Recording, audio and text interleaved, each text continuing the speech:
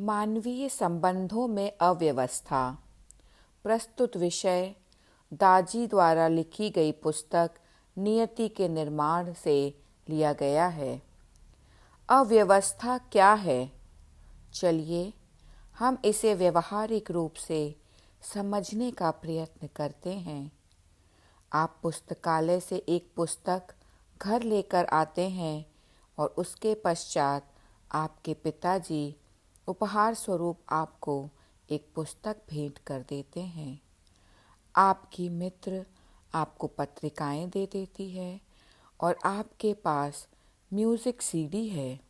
ये सारी चीज़ें आपके कमरे में एक छोटी सी मेज पर एक के ऊपर एक जमा होती जा रही है।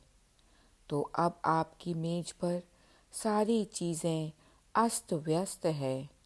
आपका बाकी का कमरा भी अस्त व्यस्त हालत में है। आपके कपड़े इधर उधर फैले हुए हैं। आपके मोजे कहीं और पड़े हुए हैं। आपका तौलिया कहीं पर टंगा हुआ है। यह एक बिखरी हुई व्यवस्था है जो पूरी तरह से गड़बड़ हो चुकी है। आप फैली हुई चीज़ों से तंग आ जाते हैं और सभी चीज़ों को व्यवस्थित कर देते हैं। आप सारी किताबों को यथा स्थान पर रख देते हैं, अपने कपड़े इत्यादि धो डालते हैं और बिस्तर को व्यवस्थित कर देते हैं। अब आपका कमरा पहले से ज़्यादा स्वच्छ नज़र आने लगता है। यह तब तक स्वच्छ बना रहता है जब तक कि आप फिर से और अधिक किताबें और चीज़ें लाना शुरू नहीं कर देते और व्यवस्था फिर से गड़बड़ होकर अव्यवस्थित नहीं हो जाती। चीज़ों को व्यवस्थित रखने के लिए आपको लगातार ऊर्जा का निवेश करना पड़ता है। अतः एंट्रोपी किसी भी प्रणाली की अव्यवस्थितता या अनियमितता के स्तर को दर्शाती है। ऊष्मागतिक का द्वितीय नियम कहता है कि समय समय के साथ उत्क्रम माप बढ़ता जाता है। यदि उसे स्थिर करने के लिए कुछ भी नहीं है तो यह समय की अवधि में प्रणाली को अस्थिरता को दर्शाता है। मानवीय संबंधों में हम निरंतर आदान प्रदान करते हैं और इन संबंधों में भी गड़बड़ी पैदा हो जाती है। हम अपने आंतरिक कक्षों में जितना अधिक से अधिक जमा करते जाते हैं, उतना ही ये आंतरिक कक्ष ठीक उसी तरह से अव्यवस्थित होते जाते हैं जैसे कि हमारे कमरे में किताबें और कपड़े अव्यवस्थित पड़े रहते हैं। हम चीज़ों को लगातार मन में रखते हैं और एक दिन जो हमने मन में छिपाया होता है उसमें विस्फोट हो जाता है, जब तक कि हम इसके बारे में कुछ नहीं करते। किसी भी संबंध में मजबूती प्रदान करने, किसी भी समस्या को सुलझाने, मतभेदों को दूर करने के लिए हमें प्रयास करने की ज़रूरत होती है ताकि हम चीज़ों को हमेशा के लिए मन में छिपाए या जमा करके ना रखें। लेकिन जब हम गलती करते हैं तब क्या हर बार हमें यह करना पड़ता है? सुलह करने के लिए क्या हमें हमेशा दूसरे इंसानों को आइसक्रीम या कैंडी का प्रस्ताव देना पड़ता है?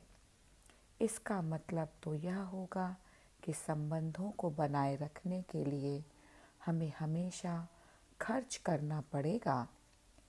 जब किसी मित्र या घर के सदस्य के साथ झगड़ा या बहस हो जाती है, तब आपको हर समय लगातार प्रयासों की ज़रूरत पड़ती है।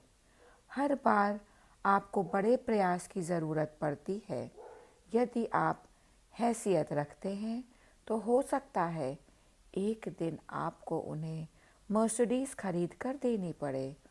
इसके साथ साथ हर कीमत पर प्रत्येक व्यक्ति से प्रेम करना हमारा काम है। इसमें कोई संदेह नहीं है कि इस प्रक्रिया में आपको तकलीफ भी पहुंच सकती है और आपको अपनी ऊर्जा भी लगानी होगी, लेकिन यदि आप इसके लिए तैयार हैं तो संबंधों में सुधार आएगा। एक परिवार में यदि आपको एक दूसरे को सहन करना पड़ता है तो सतत प्रयास की ज़रूरत पड़ती है। ऐसी परिस्थिति जिसमें आपको निरंतर भावनात्मक प्रयास करने पड़ते हैं तो यह एक छिन्न भिन्न परिवार है, भले ही आप साथ साथ रहते हों। विपरीत परिस्थिति में जब सभी के बीच प्रेम होता है और जब विश्वास होता है, तब आपको हालात को रफा दफा करने के लिए आइसक्रीम खिलाने या किसी रमणीय स्थान पर घुमाने ले जाने की ज़रूरत नहीं होती। यह बात स्वीकृत है कि आप एक दूसरे के प्रेम से स्वीकार करते हैं। निष्कर्ष यह निकलता है कि वह आपके दिल का प्रेम ही है जिसके निवेश द्वारा संबंध स्थायी बनते हैं, हालात व्यवस्थित हो जाते हैं, इसमें उत्तम दर्जे की स्वीकृति होती है। मैं सहनशीलता के बारे में बात नहीं कर रहा हूँ। सहनशीलता एक बहुत बड़ा सद्गुण हो सकता है, लेकिन जब आप महसूस करते हैं मैं इस इंसान की गलतियाँ सहन नहीं कर सकता, प्रेम सारी चीज़ों को सुलझा देता है ताकि यह ठीक ठाक रहे। यह प्रेम कहाँ से उत्पन्न होता है? एक पवित्र और सच्चे निष्कपट हृदय से। अविश्वास संबंध का अंत कर देता है, लेकिन ऐसे परिवार जिसमें हमें प्रेम करना, त्याग करना, स्वीकार करना और पवित्र बने रहना सिखाया जाता है, वहाँ हम हालातों को नज़रअंदाज करने की क्षमता रखते हैं।